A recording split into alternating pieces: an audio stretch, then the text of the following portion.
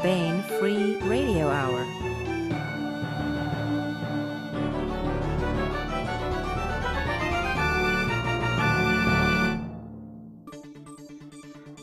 On the podcast, Timothy Zahn charms cobras and frees slaves by provoking planetary rebellion. Grumpy cat image discovered on potato chip. Fortunately, the Angel of Baen covers appears and proclaims, "Be of good cheer, you grumpy cat." And part 12 of the complete audiobook serialization, David Weber's Shadow of Freedom. All right now.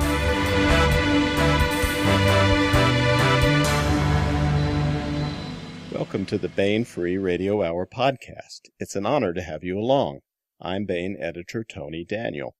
Coming up, we have an interview with New York Times best-selling author Timothy Zahn. Timothy is the creator of Baen's long-running Cobra series, and we'll be talking with him about his latest entry, Cobra Slave. Also coming up, we want to give you a glimpse inside publishing, so we have longtime Baen book designer Carol Russo along to explain how she creates a Baen cover. That is a little segment we call, amazingly enough, Inside Publishing, unless we think of a better title. But first, Baen Associate Editor Laura Haywood-Corey joins me for the news. So, Cobra Slave by Timothy Zahn is new in June, as are Baen hardcovers Burdens of the Dead by Mercedes Lackey, Eric Flint, and Dave Freer, and 8 Million Gods, a contemporary fantasy from Wynne Spencer. And don't forget, on the website we have free short stories related to those titles. We have a Dave Freer story set in the world of Burdens of the Dead, and we have a novella from Wynne Spencer set in her Elf Home series universe. Oh, excellent, yes. Those are on Baen.com main page. You can get them there. Oh, plus in June we have a new contest. This one ought to be fun. I have about had my fill with talking about cats, though, with people giving me information about their cats, looking at wacky cat pictures on Facebook, and cats in general. Am I a curmudgeon, Laura? Yes, Tony, you are, but not just because of the cats. Yep. So tell us about the contest, will you, while I sit here and stew about cats. Well, Grumpy Cat is gracing several Baen covers now. We don't know how she got there, but your job is to provide the captions. You'll find these on the contest page. Email us your captions. The editors will pick our favorite, and the winner will get a signed copy of Cobra Slave by Tim Zahn and 5 free ebooks of your choice. When you say your job, you mean the listeners, I hope. Yes, okay. Not you, Tony. You don't have to caption Grumpy Cat. Actually, that sounds like a lot of fun.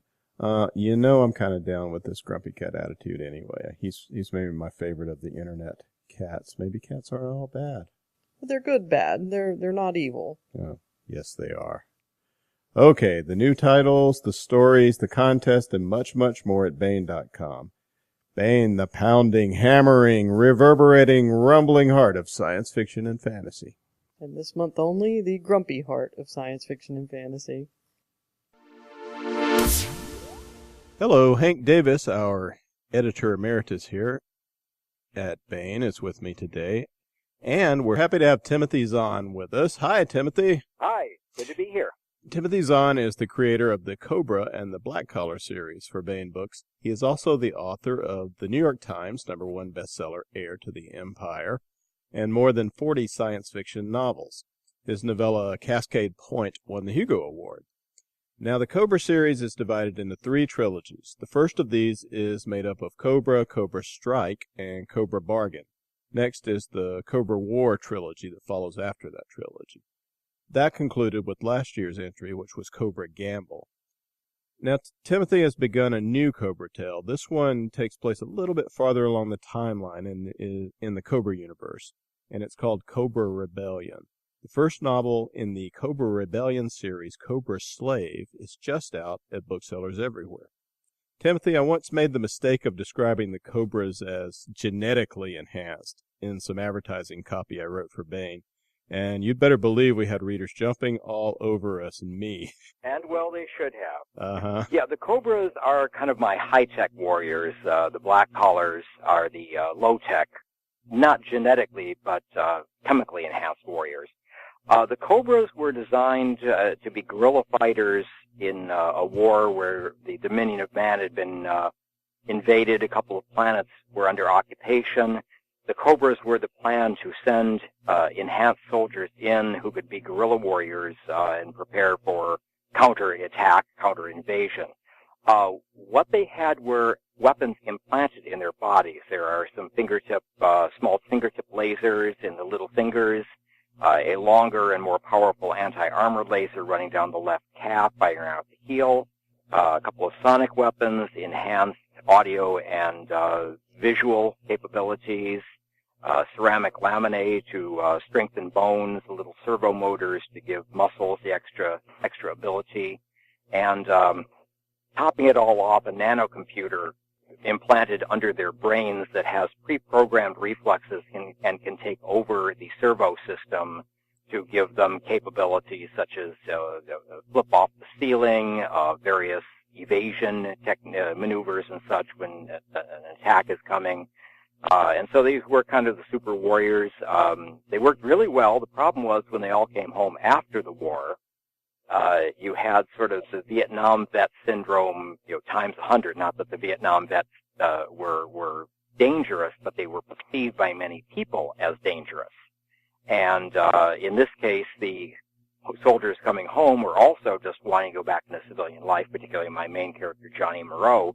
The problem was a lot of those weapons couldn't be taken out of their bodies. And so not only were people looking a little leery at these guys coming home from war, but they still had their M16 and rocket grenade launcher and things like that with them. So as we did in the original first Cobra book, the Dominion of Man solved the problem by sending them and a group of colonists past the alien Troft Empire area and starting new colonies where the Cobras could assist in clearing land, protecting it from dangerous predators, kind of the police and army force, and at the same time then be out of the Dominion's hair. So that's where they came from, and we then have gone a couple of generations into the future in that family saga. So it started out with sort of the Australian option of sending them off to start their own place. It also sort of reminds me of Khan on that Star Trek episode and etc. when they send them down to the hellish planet. Now in Cobra Slave, the Dominion of Man comes back after a couple of generations and wants the very place that they exiled the Cobras to get rid of them.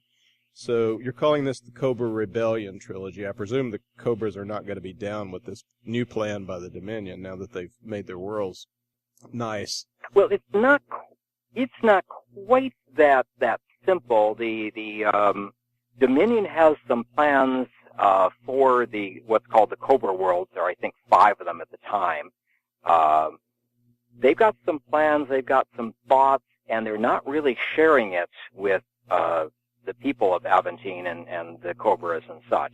We're not really sure why the Dominion is there. Right. And there's some mild surprise that the Cobras and the colonies have actually thrived as well as they have. They are also, the Dominion was also rather surprised to find they had just fought back a Troft invasion, which is chronicled in the Cobra War trilogy. You get a hint at the end of Cobra Slave as to exactly what the Dominion's plan is. You, the reader, not the people actually involved.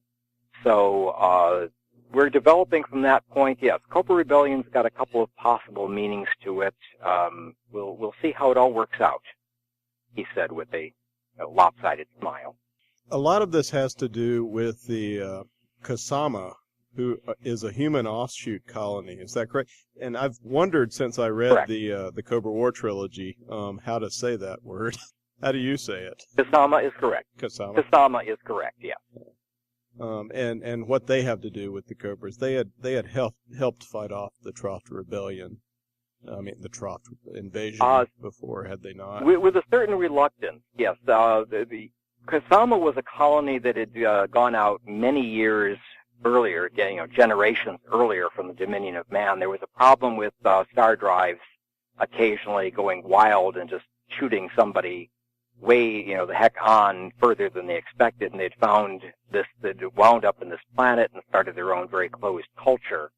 And their first contact with the Cobra world is in Cobra Bargain, which is the third book of the first. Actually, it's in Cobra Slave. I do. Back up. The Kasamans' first contact with the Cobra world is in the original Cobra trilogy in Cobra Strike, and it was not as nice a contact as one might have hoped. And so for the Cobra War trilogy, we have to kind of work through some anger and some distrust on both sides to work out the alliance, somewhat grudging alliance that takes place. So, Kasama will figure very, very prominently in this final, the Cobra Rebellion trilogy. Now, one of the things I love about the Cobra books is the way that your bad guys and your good guys are divided into factions. It's not like one giant nation. The Troughs have these domains, or domains, however one might say that. And the Kasama, is the correct pronunciation. Domain, and also the Kasama are not this monolithic block either. Not really, and although the Cobra worlds obviously came from the same stock, so they're not really factioned as much. They're certainly the political factions. The main ones we deal with in these books are the group that really supports the Cobras and the group that thinks they are unnecessary and doesn't necessarily like or trust or want them around. So yeah, we have plenty of politics on pretty much all the sides of the groups we're dealing with. So we have several story threads going on in Cobra Slave. The Dominion is threatening Aventine, one of the Cobra worlds, trying to find out maybe where Kasama is. The Dominion has contacted the Cobra worlds and started learning about some of the history, and they've shown a special interest in Kasama, which they did not even know existed up until this point.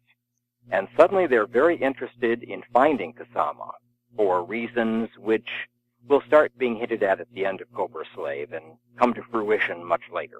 Well, you start with this wonderful trial scene where they're trying, is it Lorne Broom? Yes.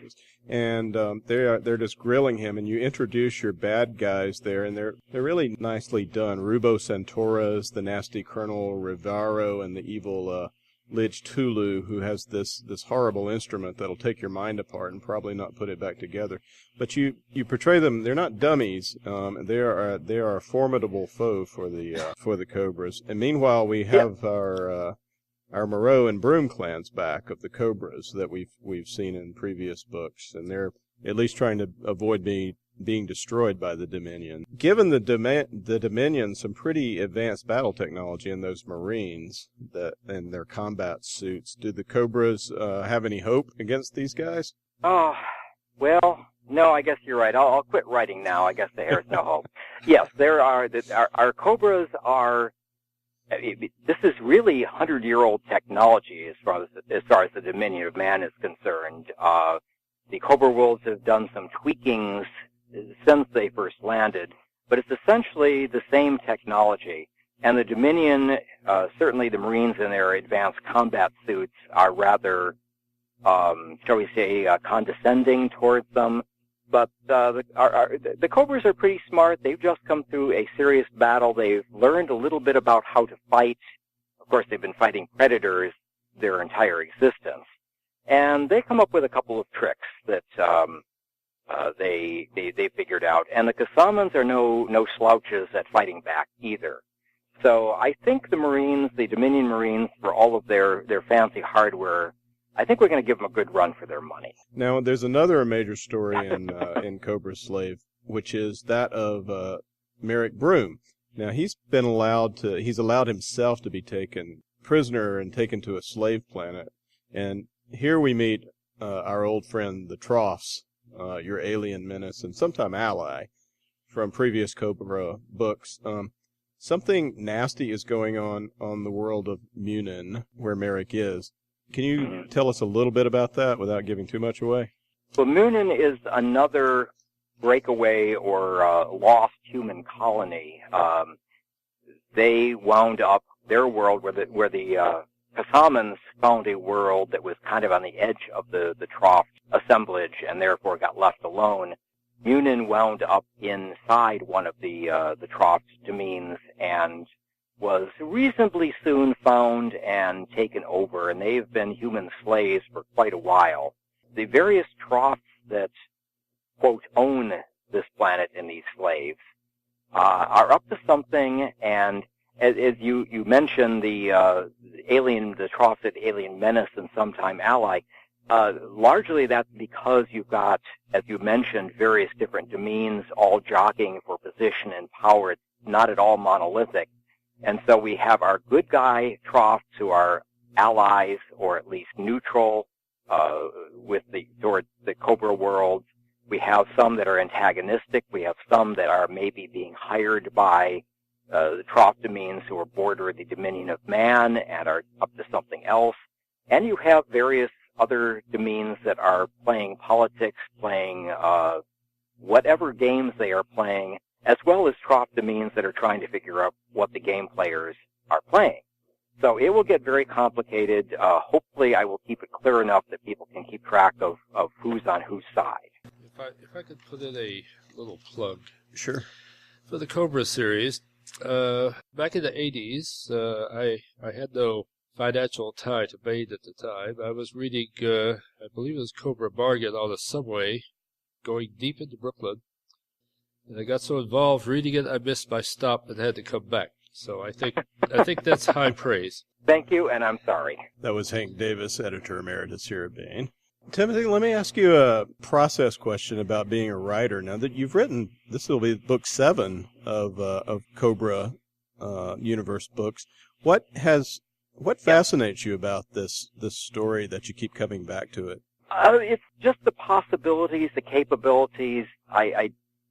In the first Cobra trilogy, I got to explore a little bit of the culture, the people, especially the Moreau family, now the Broom family, since Johnny Moreau's granddaughter, Jasmine, is married into the Broom family, but they still call themselves Moreaus in many ways, and the Kasamans still call them Moreau, even though the last name is now Broom.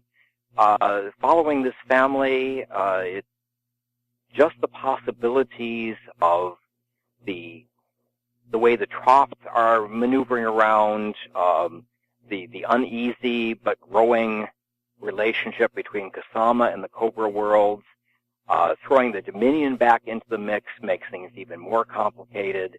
There's just a lot more politics, military, family, relationship, friendship, loyalty stuff yet to be explored, and I just enjoying playing around in that universe.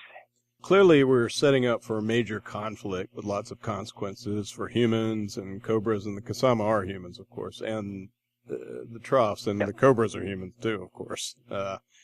Can you give us a hint of how the shape of the Cobra rebellions, the shape it's going to take? Where are we going with this trilogy? We are going towards some kind of final confrontation, final denouement, conclusion between all of these factions. I don't know if I'll go on after this. I'm going to leave it in a place where I could end if possible. However, as you know, that unless the end of one book involves the heat death of the universe, there's always room for more stories. So I'm planning this to be the last one, at least for a while, or this series to last for a while. But you never know. Never say never. Well, the book is Cobra Slave, Book 1 in the Cobra Rebellion trilogy. Cobra Slave is available now at booksellers everywhere, so check it out. I want to thank Timothy Zahn for being with us and for giving us the lowdown on his new entry in a very entertaining series. Really enjoyed following that over the years. Thank you, Timothy. Thanks very much. Thanks for having me on. For our first segment on Inside Publishing, we have with us Baen book designer Carol Russo. Is it Russo or Russo, Carol? Russo. Russo. Carol Russo. Carol Russo is a longtime cover designer for Baen Books. She began working with Jim Baen in the long ago before time and has done hundreds of Baen covers since then. She is a graduate of the School of Visual Arts in New York City. So here's a question, Carol. You get in a piece of cover art. How do you decide on fonts, colors, word placement? What goes into designing a good cover? Well, when you first get a piece of art, you look to see what type of science fiction it is. Is it, fantasy? Is it hard sci-fi, military? So the fonts that I would choose would, vary. If it's military, it's going to be, like strong. If it's hard sci-fi, mostly sans serif. If it's fantasy, I look for, like typefaces that will, be fantasy looking. Colors will depend on the artwork I get. I usually try to pick out colors that are within the art itself. And, I'm also subject to how much space they've left me to put in a title. If it's a long title and the artist has not left me a lot of space, I can sometimes have a problem fitting it in. Yeah. Well, all right, let's talk about that for a moment. How do you balance what the artist has given you with the need to communicate what's in the book and what the editors want, etc.? Well, I try not to, take away from the art by putting, something in that's going to fight the art. I look for something that's going to work with it. And, depending on the title, like I said, the length of the title, how many characters in the title, how, large I can make the title itself depends on how much art how much space the artist has left me on, say, the top or on the bottom. Sometimes I add space with Photoshop. I'll add some room, areas where I have to extend the art because there isn't enough room. So who are some of the Baen authors whose covers you have designed? Oh, I think at one point or another I've worked with almost every author. Larry Niven, John Ringo, Steve White, Mercedes Lackey. I mean, I've worked with almost everybody. You do the Honor Harrington covers usually as well? Yes. Yeah. Yes, I've been doing them we've been through a lot of transitions on those, yes. Do you have a favorite cover from the recent crop that you've worked on that you can think of? Not really. Each one I work on, I think, gee, this one looks better than the last one, or so each book is unique. Each book is different, and I really like working on all of them. We've been talking with Carol Russo, Baen book designer extraordinaire. Thank you, Carol. Oh, thank you. Bye.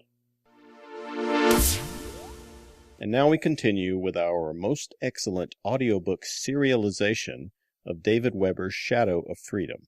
This portion of Shadow of Freedom is provided by Audible.com. Get the complete audiobook at Audible.com now. If you're not a subscriber, you can get the entire audiobook free, or choose from more than 100,000 other titles when you try Audible free for 30 days. Okay, here's what has gone before. After a fierce war, the systems of the huge but loosely organized Talbot Quadrant are now allied with Honor Harrington's star kingdom of Manticore. But trouble is brewing on the border between the Talbot Quadrant and the ancient crumbling Solarian League. As the autocratic rule of the Sollies crumbles, planetary rebels on the frontiers of empire try to break the Solly hold on their systems. Royal Manticoran Navy Admiral Michelle Hinka, Countess Goldpeak, who is in command of Royal Manticoran naval forces in the Talbot Quadrant, sympathizes with the rebels and wants to help. But Goldpeak wants to be careful that whatever help she supplies is at a time and place of her own choosing. She is also very much aware that elements of the Mason alignment, a shadowy conspiracy to gain ultimate power, would like nothing better than to instigate war between the Sollies and Manticore. Hinka's worries about Mesa are well founded. For instance, rebellion in the frontier Swallow system is heating up, and the local governor is determined to stamp down hard to end the threat. But even in solely controlled space, freedom won't be denied forever. Here is part 12 of David Weber's Shadow of Freedom. Chapter 9. I don't like it, Rosa Schumann said, sitting well back in the outrageously comfortable throne-like chair behind her desk. She was turned half away from her single guest, looking out through her office windows over the capital city which had been named, with dubious humor, Capistrano by the colony's original settlers. I don't like it at all. Those Allenby yahoos have always been too big for their britches. I'm not going to argue with you about that, Rosa, General Felicia Caraxes replied, in the sort of tone very few other people would have dared use with the president of the Swallow System Republic. Felicia Caraxes wasn't other people, though.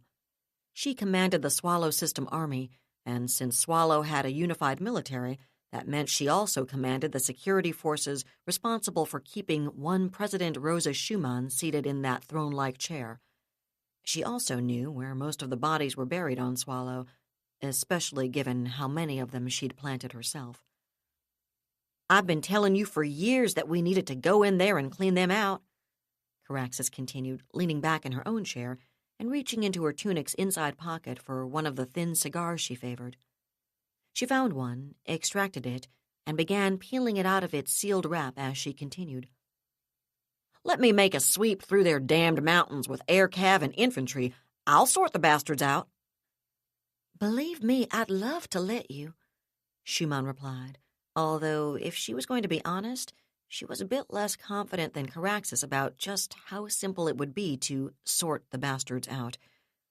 She hated the entire Allenby clan with a pure and burning intensity not even Caraxes could match, but she wasn't going to take them lightly. I'd love to let you, she continued, but Parkman and those other bastards over at Tallulah don't want us spoiling the tourist trade. Tourist trade? Caraxes snorted harshly, exhaling smoke.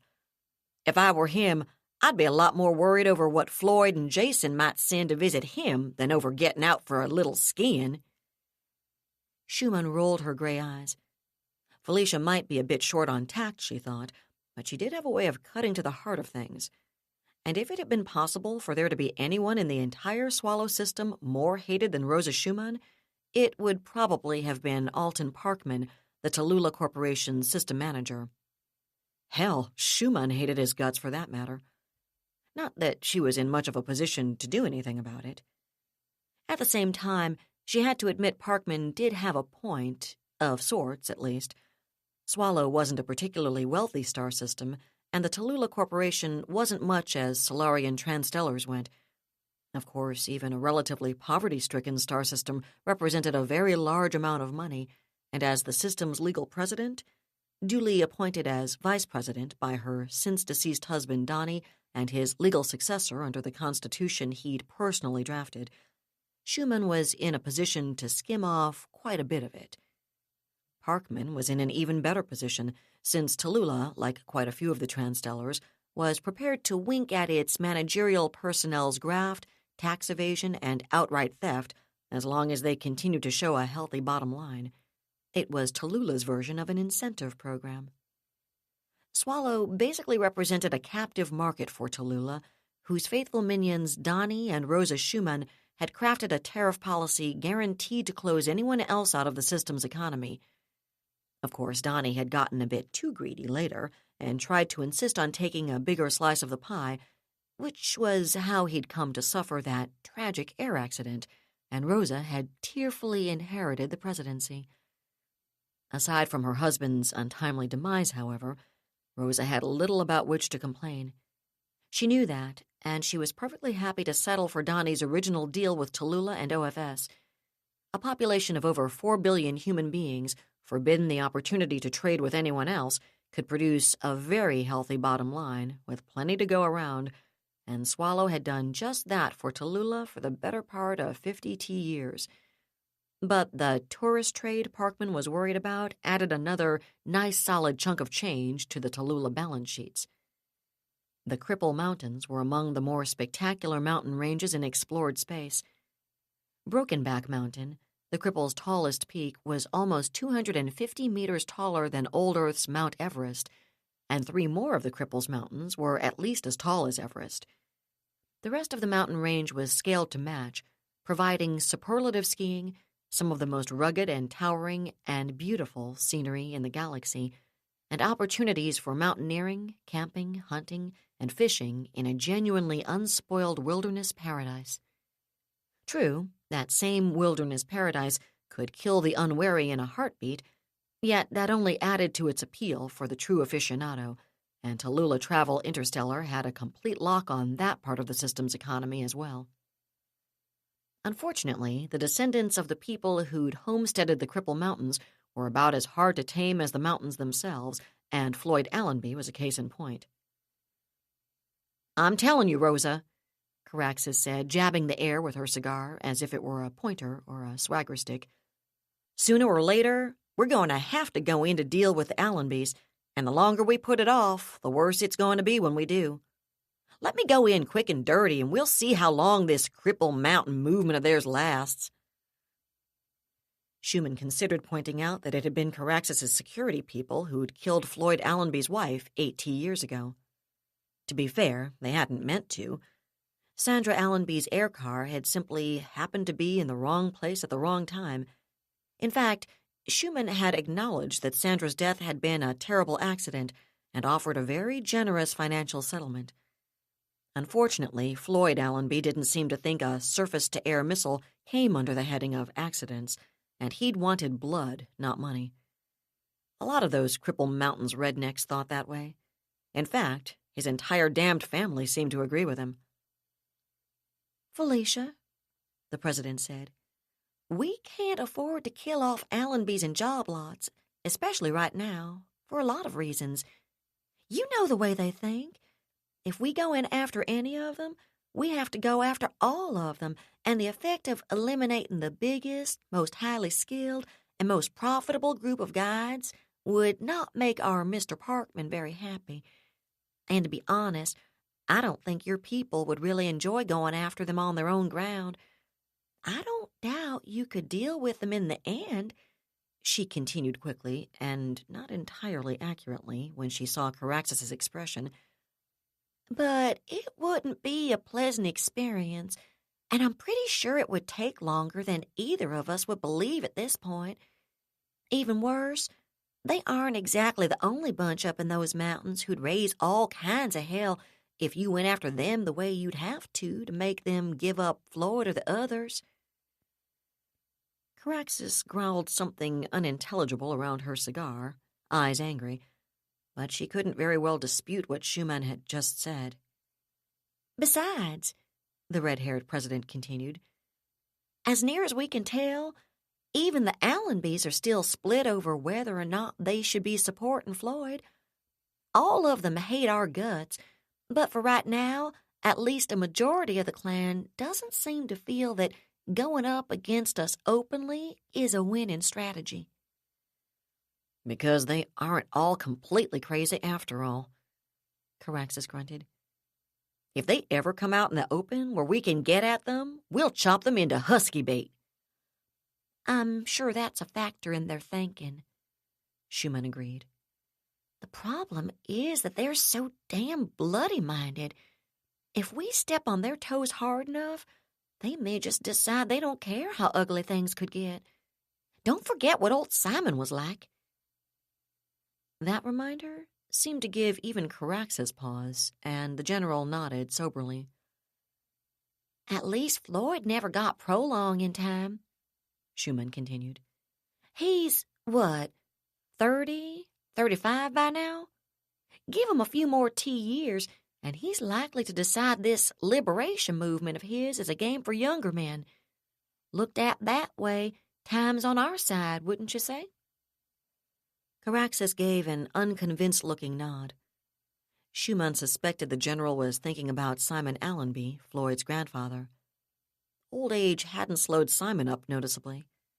According to tradition, and Schumann was pretty sure the tradition was correct, Simon Allenby had fought his last duel at the tender age of 90, and he'd won, handily. Hadn't even had to kill his opponent, only crippled him for life. "Either way, Felicia," the president said with a shrug, "I couldn't greenlight that kind of operation right now, even if I were completely convinced it was a good idea. Not with that pain-in-the-ass Luther and his other Nixon Foundation buddies here in the system." Caraxis's frown turned into an active glower. Schumann understood perfectly, since she too would have liked nothing better than to arrange a creative and hopefully fatal accident for Jerome Luther and the rest of the Nixon Foundation team investigating all those ridiculous allegations of human rights violations here in Swallow. She would have gone ahead and authorized the accident without hesitation if Parkman hadn't warned her that the Nixon Foundation's expedition was being financed by one of Tallulah's competitors in hopes of turning up something egregious enough to justify frontier security intervention. Tallulah was currently involved in a bidding war to buy OFS off, but until that was resolved, they had to be cautious about creating pretexts frontier security could use to mandate regime change and hand Swallow and its cash flow over to someone else.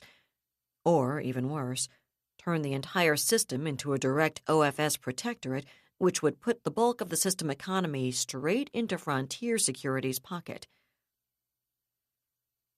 "That's why I said I don't like it," Schumann continued. "If we let ourselves be provoked into a large-scale operation in the Cripples, it's bound to get out, and that busybody from Nixon will jump right onto it.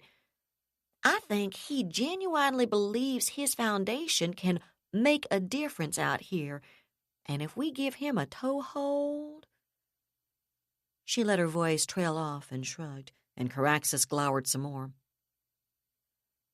"All right," the general said finally.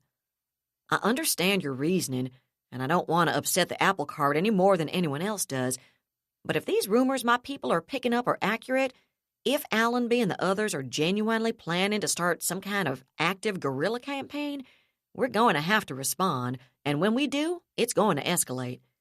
That's why I'm still convinced it would be better to go in fast and hard now, break as many eggs as we have to nip this thing in the bud, instead of letting it drag on and turn into something even bigger and messier."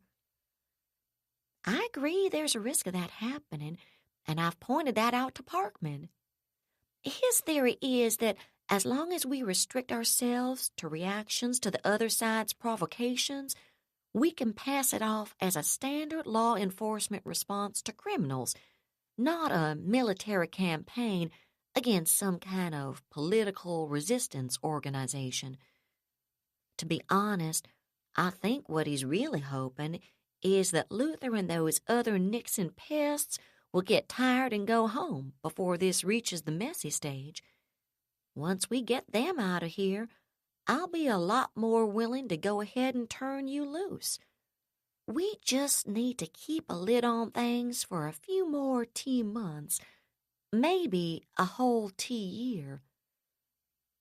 "I'm willing to keep a lid on it," Caraxis said sardonically. "The question is whether or not Allenby is." "What do you reckon the odds really are, Floyd?" Jason Magruder asked. "Odds of what?" Floyd Allenby hawked up a gobbet of phlegm and spat it into the campfire. "Whether or not it's going to snow, or what the snow bear hunting's going to be like this year." "How about whether or not we're going to be alive this time next year?" Magruder suggested. "Oh, that." Allenby shrugged and looked back down at the snowshoe he was mending. "Couldn't tell you that, Jason. Looks to me like there's only one way to find out." "Figured that was what you were going to say," Magruder said gloomily, and Allenby smiled down at his work.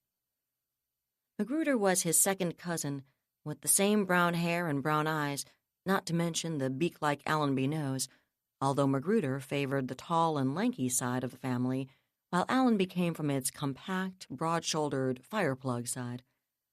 There wasn't much to choose between them in a lot of ways, but Magruder did have a positive gift for looking on the gloomy side. Not that there was all that much of a side that wasn't gloomy at the moment. Allenby finished replacing the broken rawhide lacing, knotted it, and carefully trimmed off the excess length. He set the repaired shoe aside and leaned closer to the fire to pour a cup of coffee from the battered black pot. Then he sat back again, leaning against the flat stone face, which helped to both conceal their fire and to reflect its heat back into their tiny encampment. "You know," Magruder said in a thoughtful tone, leaning back against his own bedroll and folding his arms behind his head, "our mighty liberation movement's bitten off quite a mouthful here, Floyd." "Yep," Allenby agreed. "'Pears to me we're just a tad outnumbered," Magruder continued. "Something like, what, around 3,000 or 4,000 to 1? "About that." "With air cars, recon drones, staying ships, armored personnel carriers, tri-barrels. Heck, Floyd, they've even got tanks here." "Heard that, too," Allenby agreed, sipping the scalding hot coffee. "Don't think those odds might be a little steep even for an Allenby, do you?" "Maybe just a little." Magruder made a disgusted sound, but his lips twitched, and Allenby smiled down into his cup. Then he stopped smiling and looked back up. "The truth is, Jason," he said much more seriously, "this is probably a losing hand. You sure you want to sit in?" "You don't want to go around insulting people by asking a man a question like that," Magruder pointed out, looking up at the huge, brilliant starscape above the Cripple Mountain's thin atmosphere. "I'm serious, Jason. I think we've got a chance, or I wouldn't be doing this. But having a chance isn't the same as having a good chance." "And what does Vinny have to say about that?" Magruder inquired politely. "You know what Vinny has to say about it." Allenby's voice was suddenly harsher and much colder than it had been, and a look of apology filled Magruder's eyes as they flicked to his cousin's face. Vincent Frugoni was the brother of Sandra Frugoni Allenby, Floyd Allenby's dead wife. Like Sandra, he'd been born off-world. He'd been 10 years younger than Sandra when Dr. Frugoni had come out to Swallow after their parents' deaths. Sandra had been in the Tallulah Corporation's employ at the time, but it hadn't taken her long to realize what was going on in Swallow, at which point she'd resigned and set up her own practice in the Cripples. Vincent had been delighted with her decision, and they'd both always felt comfortable around the stubborn, hard-working, bloody-minded folk of the Cripple Mountains. In fact, Vincent was even more stubborn and bloody-minded than most of Swallow's clansmen. In a lot of ways, killing his sister had been just as big a mistake as killing Floyd Allenby's wife. Leave it to that bitch Caraxis to piss both of them off with one friggin' SAM, Magruder thought now. And me too, come to that. Blood and family meant a lot up in the Cripples. Sandra Allenby had been as treasured for who she was as for her medical skills, or the fact that she'd married one of their own, and Magruder was an old-fashioned clansman, just like Allenby himself. He'd have rallied around his cousin even if he'd never met Sandra, but like everyone else who'd known her, he'd loved her. It would have been personal for him anyway, but he was honest enough to admit to himself that it was even more personal than it might have been. "What I meant, Floyd," he said in a softer, less bantering tone, "was whether or not Vinny thinks we can pull it off, not whether or not it's a good idea." "To be honest, I'm not sure whether or not he thinks we can actually bring Schumann and Caraxis down." Allenby admitted after a moment. I think he's convinced we can at least make both of them wish they'd never been born, but actually knock off the government? He shrugged. That's a lot steeper order. All I can say is he thinks there's at least a chance, and if this contact of his comes through for us, we may have a lot better chance than I thought we did when we started. Makes a man a little nervous counting on contacts he's never met, Magruder observed. Nah, Allenby shook his head. Doesn't make a man a little nervous, Jason. Not less he's the kind of idiot couldn't count to 11 without taking his shoes off, anyway. Magruder chuckled, although in his saner moments he knew Allenby was right about that. At the moment, their Cripple Mountain movement consisted of a grand and glorious total of just under 400 volunteers. Given the imbalance between the imported equipment of Caraxes's military and the civilian weaponry available to them, angering even that many enough to step forward had been a monumental achievement on the Schumann administration's part.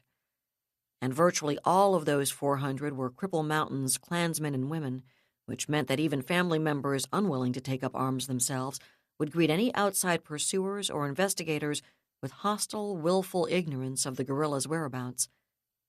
Some of the CMM's members wanted to open a large-scale campaign of attacks on the Tallulah Corporation's infrastructure, but for the moment, Allenby was restricting their operations to keeping their mountainous stronghold free of the system's security forces.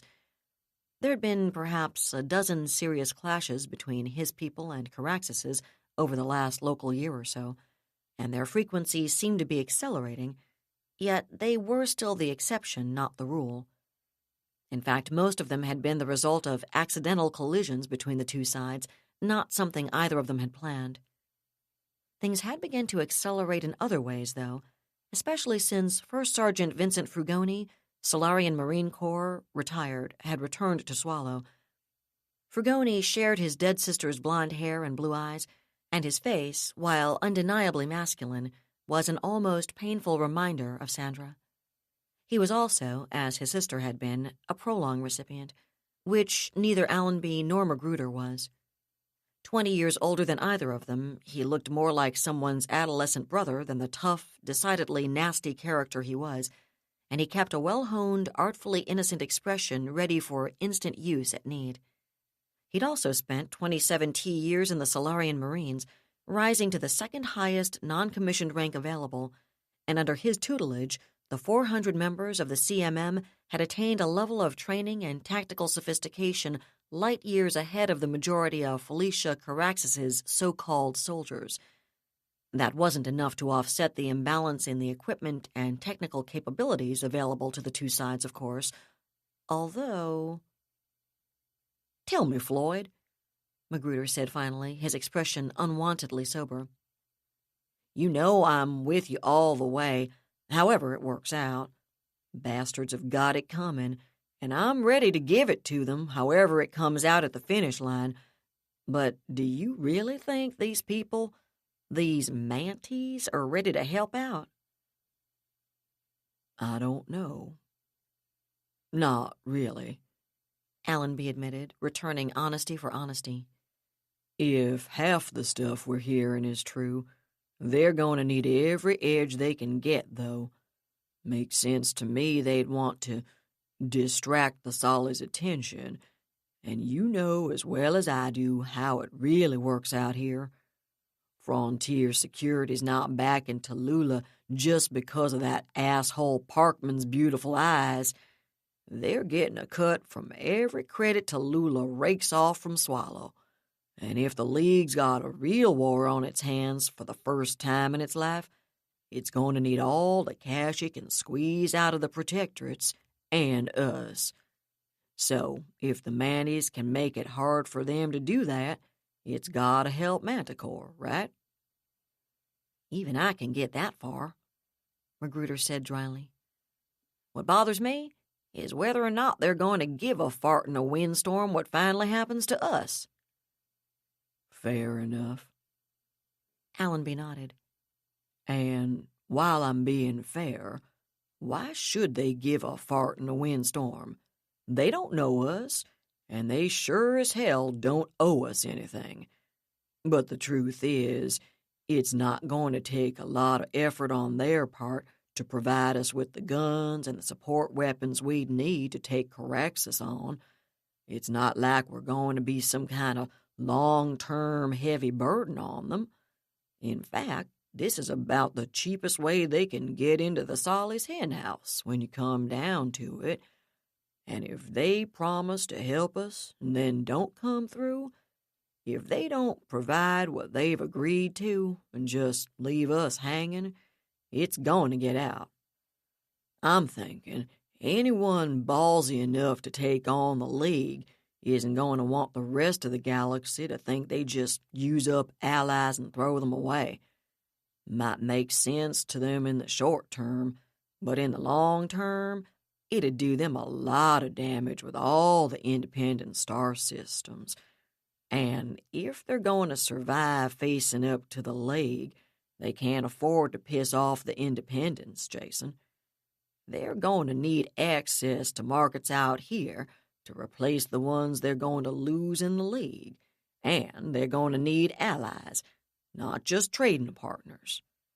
Somehow, I don't think someone who goes around screwing people over and then throwing them to the ogre wolves is going to find a lot of people willing to stick their necks out for them against something like the League. Magruder's eyebrows rose. Sometimes, listening to his cousin speak, Allenby's rustic mountain accent could fool even him into forgetting the acuity of the brain behind those brown eyes. But then Floyd would come up with a piece of analysis like that and remind him.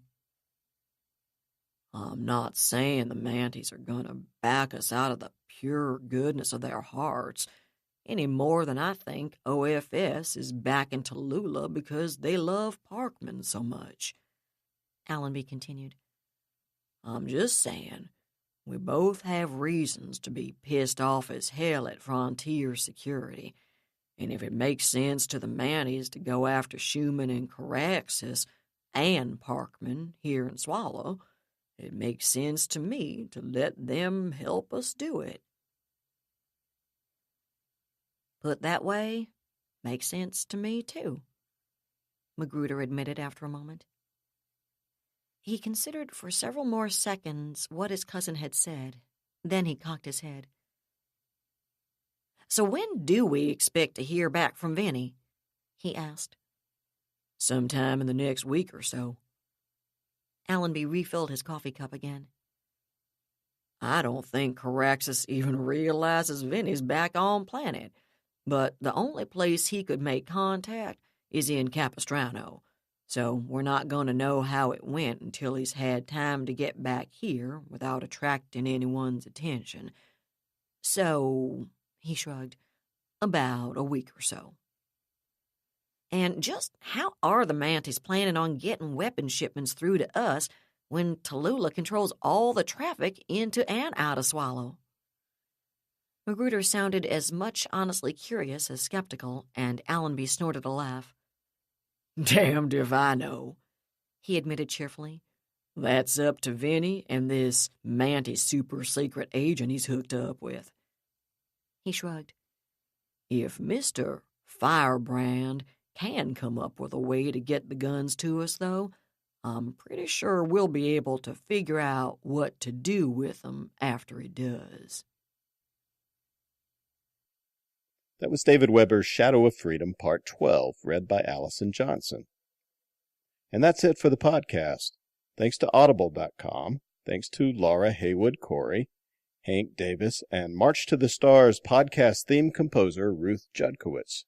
Technologically enhanced leaps of gratitude to Cobra slave author Timothy Zahn and to Baen Books cover designer extraordinaire Carol Russo. Please join us next time here at the hammering heart of science fiction and fantasy, and keep reaching for the stars.